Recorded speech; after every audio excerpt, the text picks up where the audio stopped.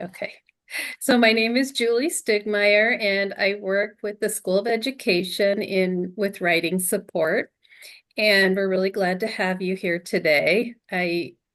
I guessed that this might be a little bit lower attended workshop just because not all students have to include tables and figures in their documents. But we're really blessed today to have Dr. Thomas with us because she is not only teaches statistics, but also helps to coach students when they're working on their dissertations. So I'll let her tell a little bit more about herself in just a moment. And so welcome everyone. If you could just share in the chat, are you all in the EDD program or are you in a different program? Just share that. Okay.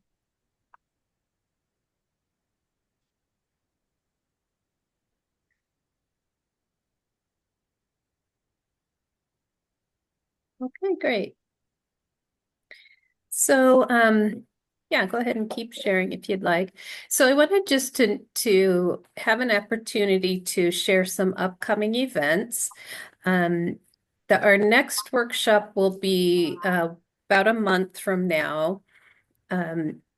This one, instead of being on APA, we're going to talk about synthesis. So this is the main writing skill you need to be able to use for literature reviews.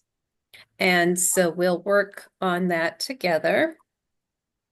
And let me just do a couple of things here.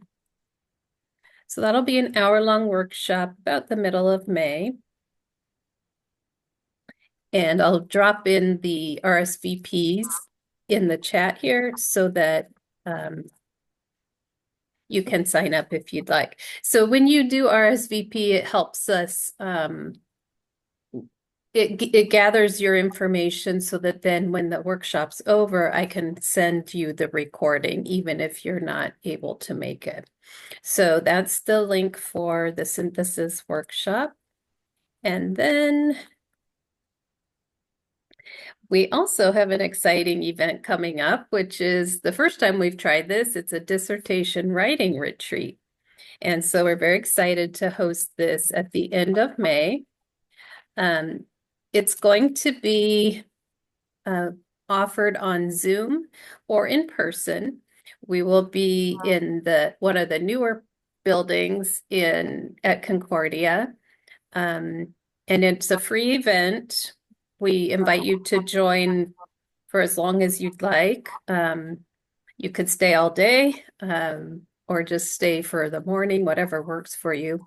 But it will be Saturday, May 31st, which is the Saturday after Memorial Day weekend, from 9 to 3. And we'll provide lunch and snacks for the in-person folks. And most important, you'll have opportunity to dedicate some writing time to your projects. So we'll be so most of the time, maybe like 5 out of the 6 hours will be dedicated writing time, and then we'll have some, we'll have time for lunch and maybe a couple of breaks.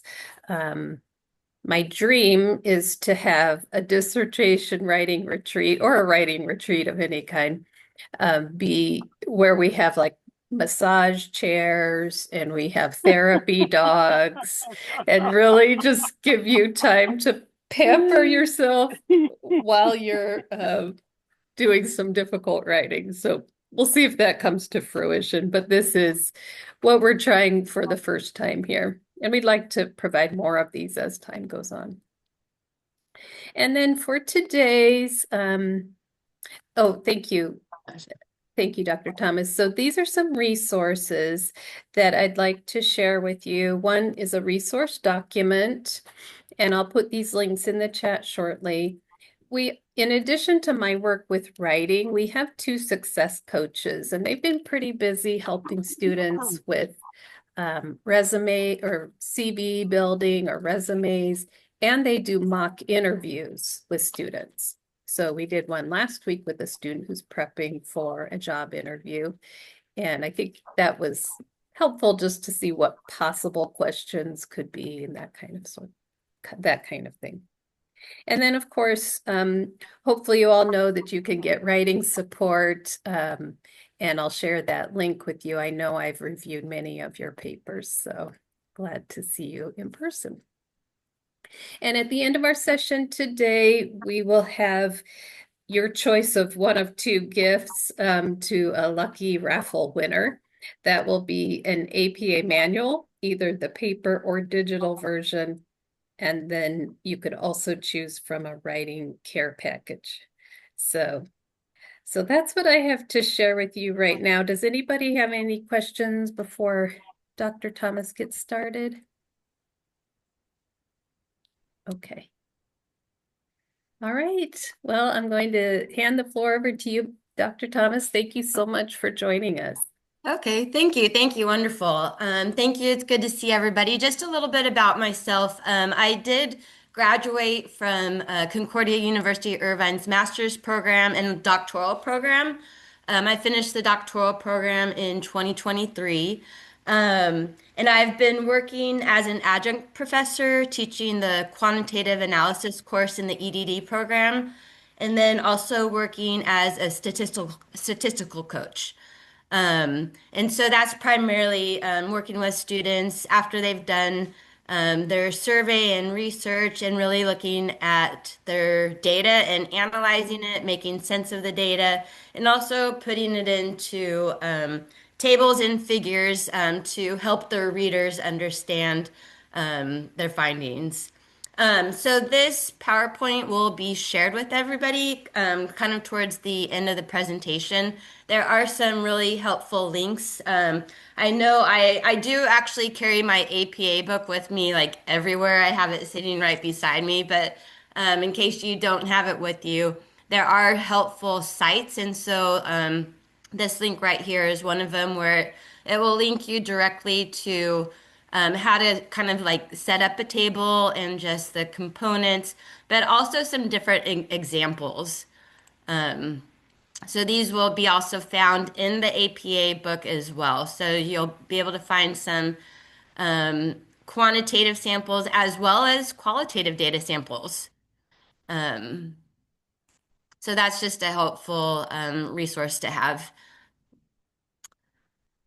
All right. So, first, I want to get into the purpose of tables and figures. And actually, I want to go directly to the bolded ones because tables and figures should not only attract attention, but should serve a purpose. So, if you don't know why you're adding this table or figure, ask yourself, how does it serve a purpose? And keeping the reader in mind. So, the reader should be able to look at the table and understand it without having to read the text below it. And as well as a figure. So really when you're adding your tables and figures, keep your readers in mind and what's the purpose of them. Tables really concisely present information, often numbers in rows and columns. A figure is any other image or illustration you want to include, anything from a bar chart to a photograph, and they can be adapted and reprinted from other resources as long as you, in the note area, and we'll get to that a little bit later, just reference the copyright attributes. Um, Tables and figures are different in how they convey information, but as far as APA style is concerned, a lot of the formatting is really similar. Specifically, when you introduce a table or figure, you'll start with that table or figure number in bold, and we'll get to that in a second, followed by a pretty informative but concise title in italics, and then the table or figure below that. All right, so formatting is very specific. Again, the table number is bold and happens to be above the table. Right below that, you'll have a title in italics and its title case. When you're using a table, do not include vertical lines. So a lot of times when you add a table in Google Docs or Word documents, it includes all of the borders around the cells, even vertical lines, but APA formatting do not use vertical lines. And then use horizontal lines only where necessary. And so it's very, when you're doing tables, you want to make it look clean. So typically, like the less lines, the better, just to separate different areas. So you'll have lines on the very top of the table and then the bottom, and then as needed, embedded within the table to kind of separate different segments of it. Um, the heading should be very clear and concise. You can use abbreviations, especially when it comes to standard deviations or any numerical abbreviations that are in the APA 7th edition. Um, the numbers should be consistent. So, for example, if you're using decimal places and it goes to the third decimal or the third number after the decimal, just make sure it's consistent, even if it's zero. And then below the table, you'll have any relevant notes for clarification to the reader. And we'll get into some examples of those. So here's what a typical table will look like and consist of. So at the top, and this is all flush left, you'll have the table number, the table title, you'll have the column headings, the table body, and then the note below the table in general. This first column is called the stub column, and that's where you'll have your variables, usually your dependent variables. In this case, it's the grade level. And again, typically, if there's words in that stub column, it will be flushed left, unless it's like the title. That being said, if it is easier for the reader, if it's centered in this case, because the numbers, if it's left, it kind of like throws the table off. You can make that decision to center that the headers or the labels in that stub column. And so in this case, it does make sense. You'll notice that there are horizontal borders to separate the headers, but also to separate the total at the bottom. And so that just makes it clear for the reader that we're talking specifically about grades, but then at the bottom, you can go directly into the total count of boys and girls. At the note, and again, we'll get to this, it's italicized with a period at the end. But when you have a reference, if it's adapted from a book or a website or reprinted from a book or a website, you'll reference it, but it will look different than how you reference books and websites and different articles at the end of your paper. Um, So then we have figure formatting, which again is very, very similar to the table where you have the figure number in bold. You'll have the title in italics and its title case. If necessary, you'll include legends, which would be integrated into the image. And again, any relevance notes below. So you can see that the setup is pretty similar to the table where everything again is flushed left. It should, the figure title and number should align with the image. And in this particular one, we did include the legend where you'll see that boys, the column is in blue and the girls are represented in orange. Oftentimes, in the APA 7th edition, it will note that color is not necessarily necessary, but that really depends on your dissertation chair, also your decision, your call, but and also if you are submitting it to any journals. Sometimes journals will make a note that they don't want to include color because oftentimes if it's printed, it's a little bit more expensive. But if you're not printing it or if color seems like it would make it easier for the reader, then you can definitely use color. But again, if you do have any questions, you can ask your professors or dissertation chairs just for their guidance and recommendations. Sorry, going back, you'll notice at the bottom, it talks about the number of boys and the number of girls represented in this table. Sometimes you'll see the total number right after the title. So it would be enjoyment of subjects, and then in parentheses, n equals 61. That is absolutely okay. In your paper, you do not have to have the total of number of subjects or participants for every single figure and table. That would often be redundant. You can include it in text, and that would be sufficient.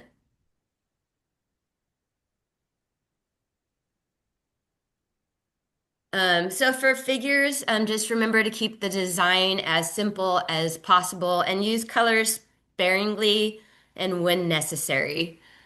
Um, For tables and figures, APA 7th edition recommends using a sans serif font, but also keep in mind that it should be consistent throughout the paper.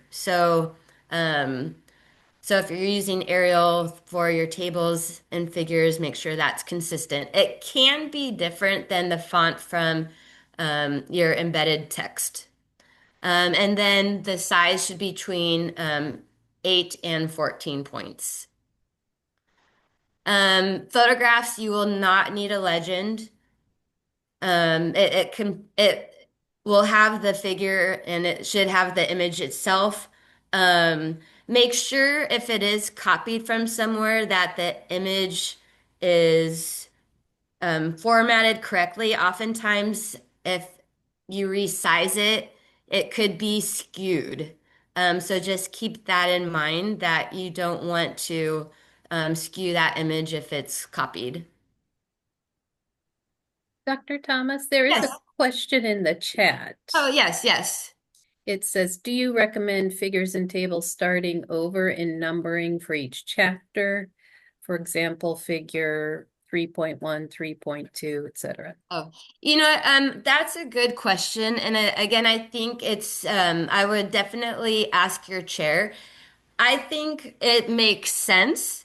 If you are using quite a few figures and tables, because then you can use 3.1, 3.2, and then when you get to chapter 4, 4.1, 4.2, because if you are using a lot of tables and figures, it could get up to 60. And that's I think just for an author and for your own organizational purpose, it's definitely okay to start over for each chapter. That's a great question. Um, okay, so here's just an example of how the table and title should look. And again, you want to make sure that your title is concise, but also gives off the information regarding that whole table in general. Um,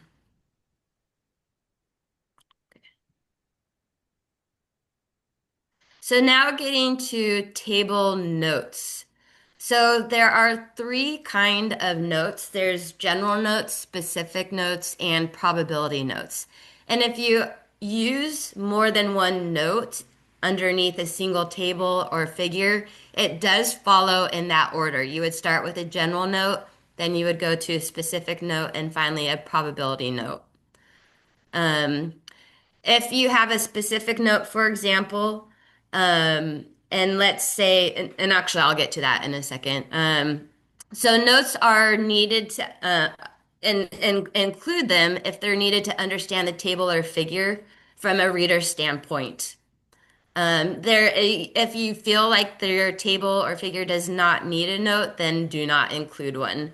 Oftentimes I've seen like mistakes, not mistakes, but errors where the title has actually been sufficient and detailed enough where a student where you don't need a note, but sometimes a note kind of copies what that title says, where that can be redundant. Um, so a general note comes first, and it's preceded by the word note in italics and then a period. General notes can include explanations that apply to the table or figure just for better understanding. But also, if you have reprinted a figure or adapted it in any ways, this is where you would add that source of where it came from.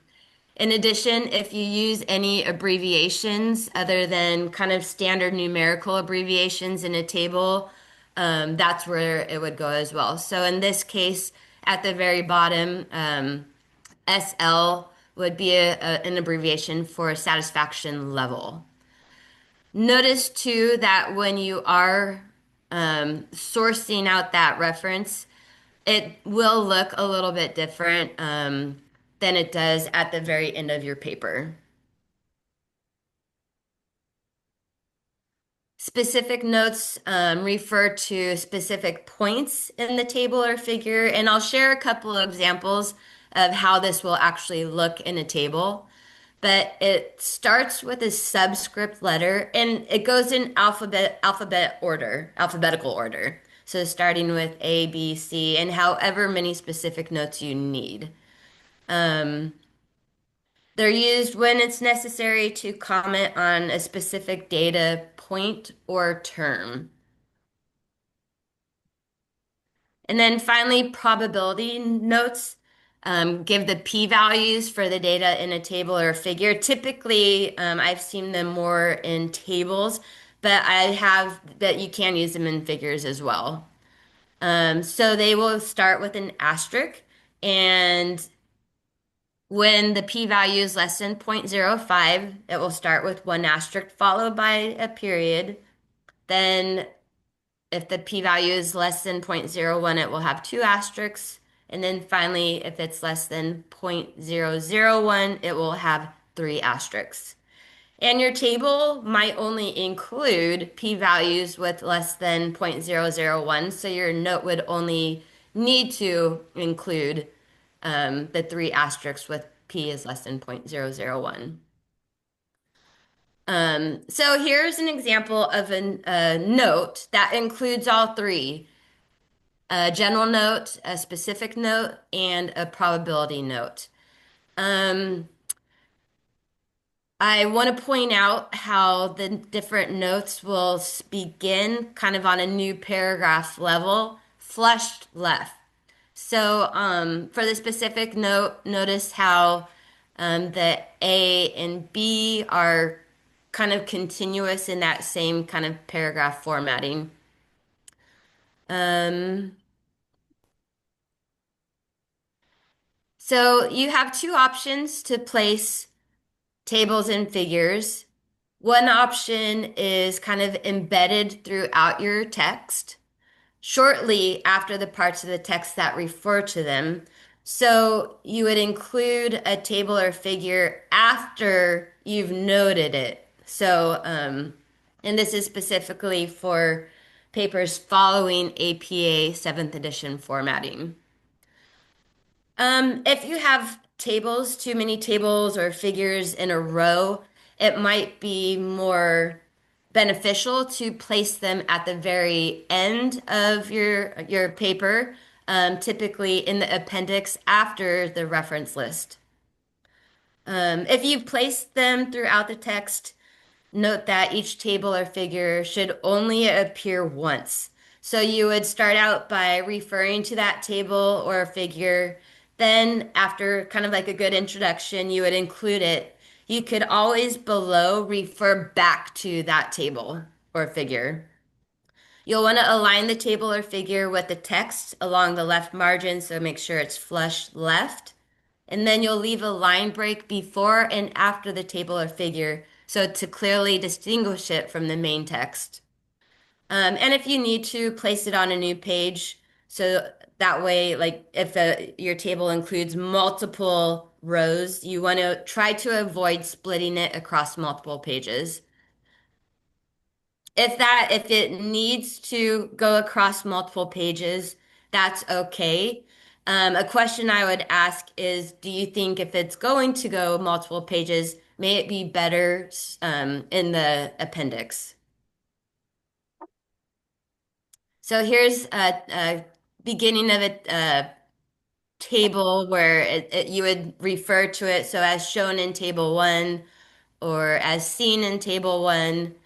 You might reference it if you need to. And then this is after you have that paragraph referring to it for the first time and kind of talking about it, then you would include that table with all the proper formatting. Finally, the note would be underneath if you need to include the note. And then you would have a blank line before a new paragraph. And again, if you need to reference it again, you've already introduced it. So now you can refer to it again. Okay. Okay, so here's just some things to avoid when referring to a table or text. You don't want to repeat what's exactly in the table. So, for example, you would not want to say, as table one shows, there are 115 boys in grades four, 130 in grade five, and 117 in grade six. Someone can already see that because that was shown in the table. So you can refer to it and kind of make some points. As shown in table one, are more there are more boys in grade five. Um, or yeah. So in table one, this is another like an example would be a table one indicates a notable preponderance of boys in grade five. And then it's important to take this into account because so you would just then talk about it and kind of make a point about that. Some other things to avoid are placements of the table below shows. Um, you would just want to state table one shows. Because again, depending on a journal or an article that you may submit your paper to, they may say put that your table above. Okay. And then, as can be seen in the image on page four, again, um, it may change page numbers depending on if you add additional information to your paper. So avoid specific page numbers when you're referring to an image. So again, as can be seen in figure three. So just make it very concise. Avoid referring to the photograph of what it is. And again, refer to it as that figure number. That figure one is an example of a bald eagle. So again, these are just some questions to think about when you're including a table or figure in your text. Could this information be quickly summarized instead? And so again, going back to that purpose, what's the purpose of this table or figure? Um, is it important to your arguments? And does the table or figure we require too much explanation to be efficient? And in some cases, that might happen. So maybe it's better just not to use that table and specifically write it out in text format. Um, all right. So again, here are some examples, and these are links which once I share this PowerPoint with you, you will have and can look at. But again, these are just some samples of tables, and you can see they follow all the formatting where with the table number, um, the title is specific and italicized. Horizontal borders are only used as needed. One thing that I do want to point out, so on the left-hand side on that stub column, you'll notice that there are different sections for gender, marital status, and there will be an indentation underneath, and it's an indentation of 0.15. So all of these are indented by 0.15. You'll see that there is a specific note for children.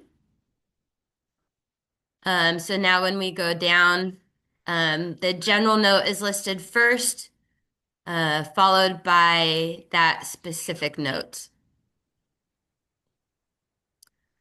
Here's another example of a t-test. And notice any numerical abbreviation is italicized. And if there's specific, they don't necessarily need to be noted below. Um, so mean and standard deviation, you'll notice that they're abbreviated, so do not spell out the word mean and do not spell out the word standard deviation. Use the abbreviation and italicize. So notice that all of the decimals are kind of the same length. They're all two places after, so you would round them to two places after that decimal point. In this particular table, you'll also see that there's a probability note. So we'll go down below and you'll see that there was a reference made to p-value less than 0.05 and p-value less than 0.01. Um, so again, the mean and standard deviations are abbreviated. This is one of the tables where only three asterisks are needed. So you'll see that in that probability note. Um, all right. You can, in a table, highlight or bold information that you think would help the reader understand that table or that stands out or is significant. Um, So here again in that first general note, there's abbreviations like confidence interval, lower limit, and upper limit that aren't numerical abbreviations. Here's an example of a a qualitative table. Again, with the indentations, an example quote. And then here's quantitative and qualitative. Um, the next examples will be figure examples, where you'll see this is from a web page, and then it's noted that it's adapted from a particular web page.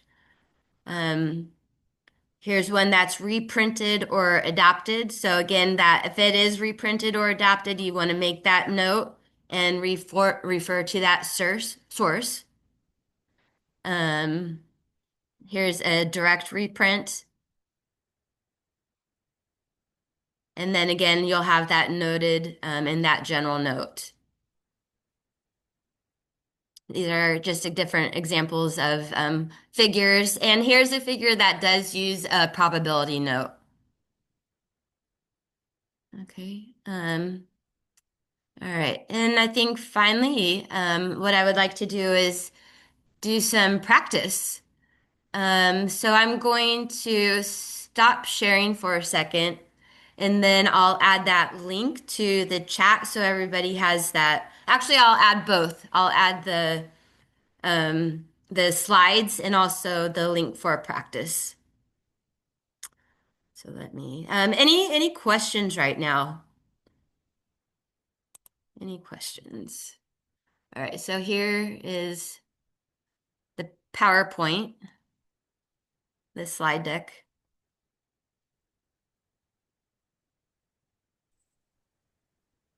Put that into chat.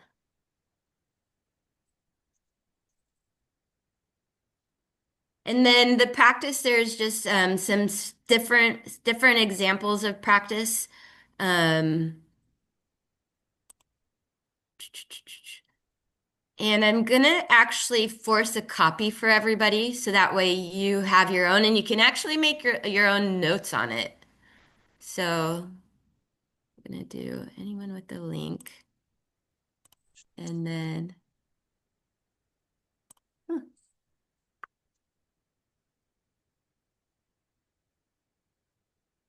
oh, here we go. Can make a copy. Okay. All right. So this one, it will force you to make a copy of the practice.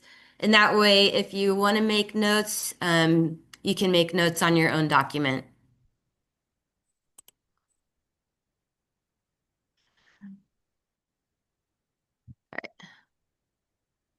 So I'm going to go ahead and share my screen because I think for a couple of them, I just want to go through and have a conversation of what you notice about the figure or table and any suggestions to clean it up.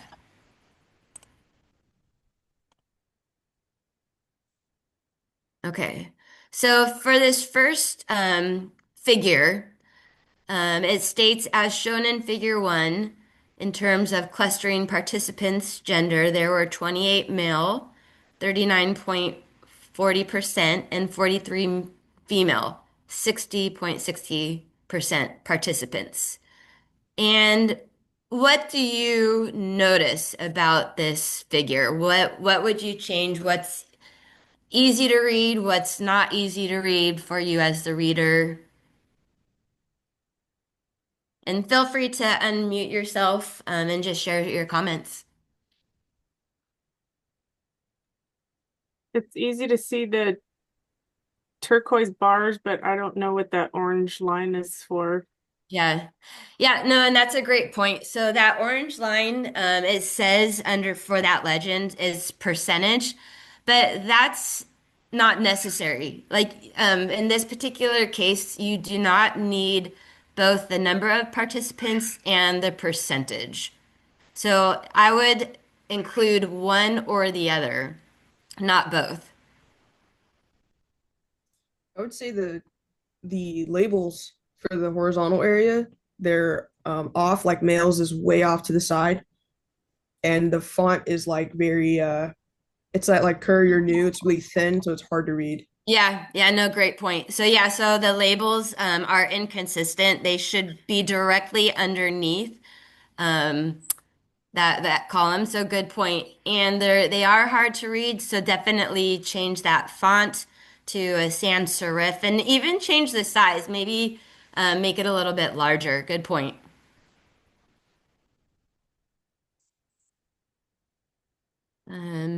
Anything else?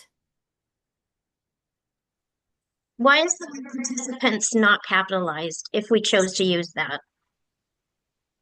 It should be. It should be capitalized. Okay. Yeah. Um, Yeah, so good point. So I'm gonna bring up a couple different things on in a figure, and especially if it's some sort of graph, you will want a y-axis label on the left side and a horizontal label below. So for example, you do not need this legend for this particular figure. Remove the legend, and the axis labels would be female and male. You would need an axis title that would be gender. So the other thing to point out, your titles, your axis titles should stand out, so they need to be bold. The labels do not need to be bold, but they need to be legible. So that was a good point that the font should probably be something a little bit different. It looks like they're gray. I would make it a darker color, even a black. The other thing that I want to point out are the grid lines in the back. Those are not necessary and kind of actually detract from the figure itself. So those should actually be removed. Um, the other thing that I do want to point out is that there is a horizontal border, but there's not a vertical axis border. There should also be a vertical axis border. The last thing that I actually would like to point out is kind of a reflection question. Would a different type of graph be easier to read? Would it be easier for your readers to read? And especially if you decide to go with percentages. Maybe a pie?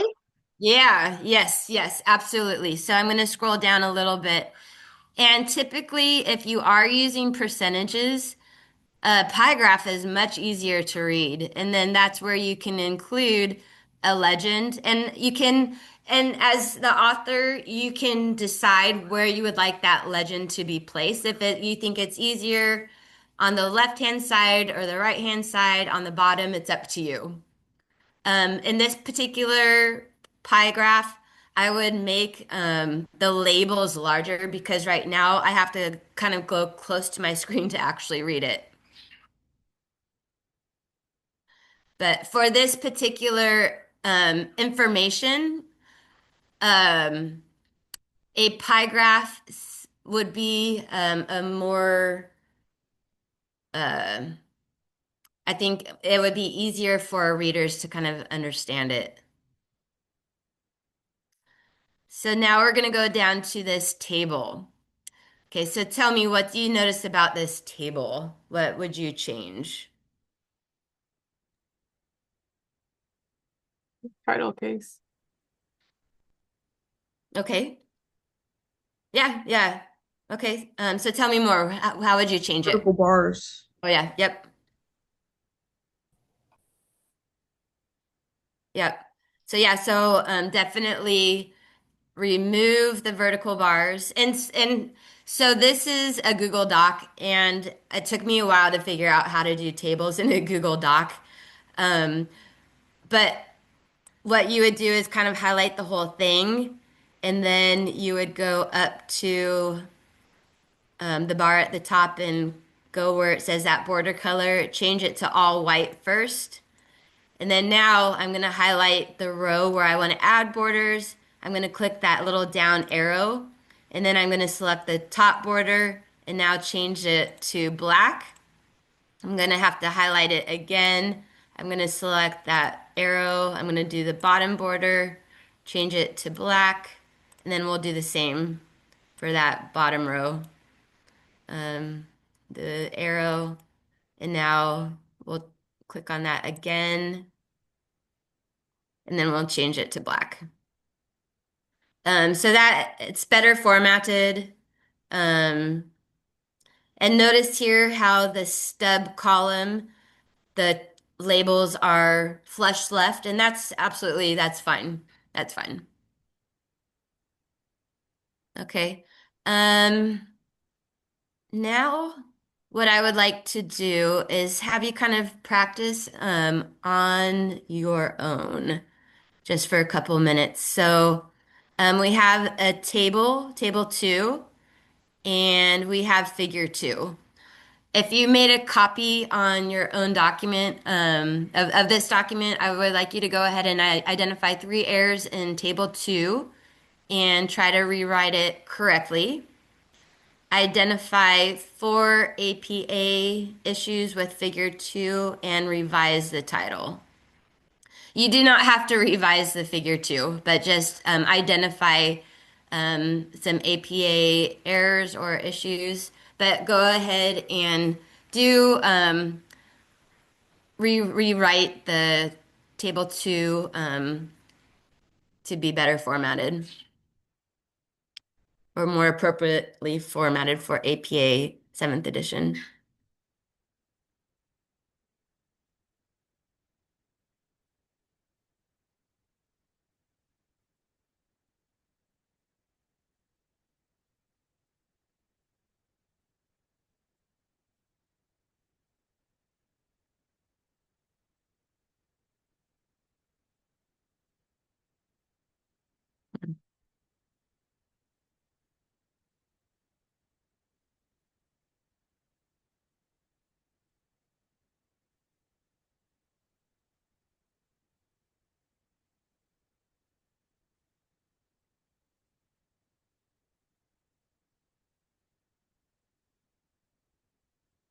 All right. Right.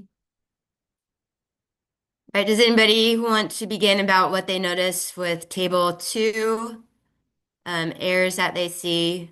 And this one doesn't have a note, but go ahead and just share if you would like any errors that you see for table two, and then we can also talk about figure two.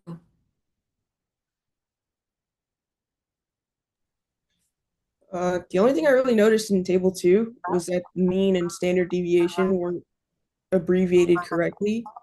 I Right. don't know the abbreviation for variable, if there is one. For variable, you can actually you can leave that as the column header for the stub column.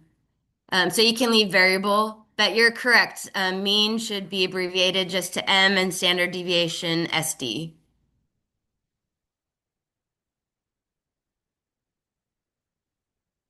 Hmm.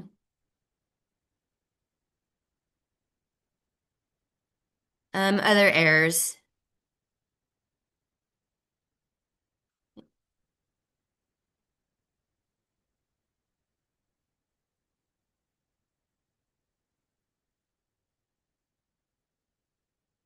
Table numbering, the table title. The table title probably needs to be bolded, right? And then Um, the table title needs to be on a separate line, italicized, no? Correct. So, yep. So that should be on a separate sized italicized or a separate line italicized, and the table title should be bolded. That's correct.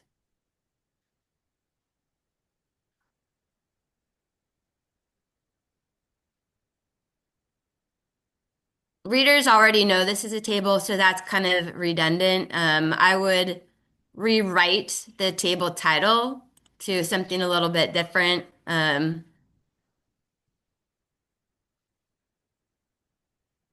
Even just mean scores of constructs or mean scores of variables. The other thing that I'm going to share right now too is APA does not like redundancy. And so when looking at the sample size, it is redundant. But the other thing that is kind of that I notice is that the n equals 125 is not consistent. So I'm going to just change this to 150. But then if you have it in the title, or even if you include that sample size in the note, then you can delete that column. You wouldn't need sample size. And again, because the sample size is all the same, it's not needed. It's considered redundant. And the last thing that I'm going to point out is that all of the column headers should be centered, even the stub column header. So the headers need to be centered. All right, so now moving on to this figure. Let's first talk about the figure number and again, that figure title.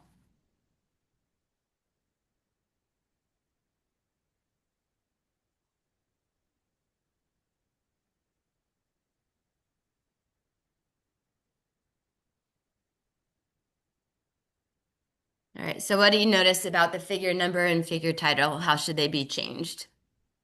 Title seems long for one thing. Yeah, that's for sure. That's for sure. Definitely change the title. It's too long. Again, people already know it's a bar chart, so you don't have to say that again. Again, that's redundant. Then should there be some bolding? Yep. And a blank line and italics. Yep. So there's the figure is bold. Get rid of the colon. There should be italics.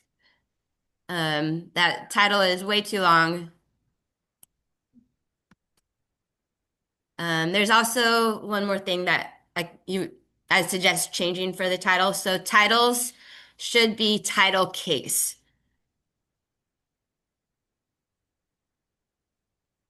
So that you just need to change it to title case. Now let's talk about the figure itself. You need a vertical line, right? Yep. You would need that vertical y-axis. Yes. And then no grid lines. No grid lines. Remove those grid lines.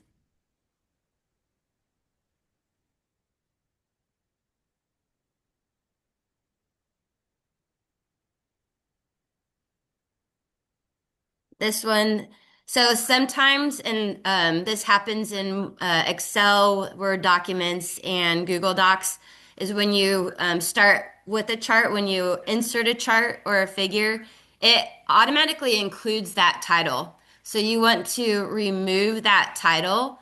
So that way, in your paper, you just have that bold figure number or table number, and then your title, not the title that was given in that figure. So this one removes student scores, remove the grid lines, add that y-axis border, but also remove that legend, period one. You don't need that legend. Here, the column labels are okay. It helps the reader. Notice that the axis titles are bold. All right. All right, I know we only have about 5 minutes left, but I would like to open it up for questions.